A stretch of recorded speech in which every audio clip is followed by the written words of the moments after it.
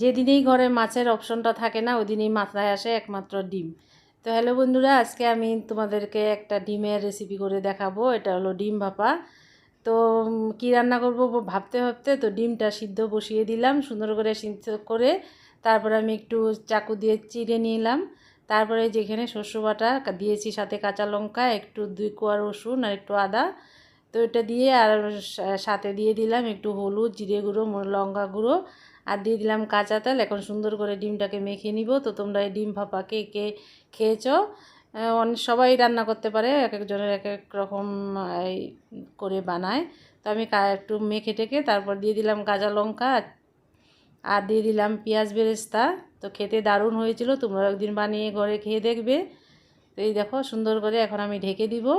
ঢেকে দিয়ে কড়াতে আমি একটু জল বসিয়ে দিয়ে তো টিফিন বাটিটা বসিয়ে দিলাম, আর উপরে একটা শিলনোড়াও দিয়ে দিলাম। তো এই যে দেখো ঢেকে দিয়েছি, সুন্দর করে সিদ্ধ হয়ে গেছে প্রায় 20 মিনিটের মতো। এই যে সুন্দর আমার ডিম ভাপা রেডি হয়ে গেছে। খেতে তো দুর্দান্ত হয়েছিল, সাথে একটু কাঁচা লঙ্কা দিয়ে দিলাম। তো কেমন লাগলো অবশ্যই কমেন্ট করে বলবে। সবাই ভালো থেকো, সুস্থ থেকো। এখনকার মতো এই পর্যন্তই, টাটা।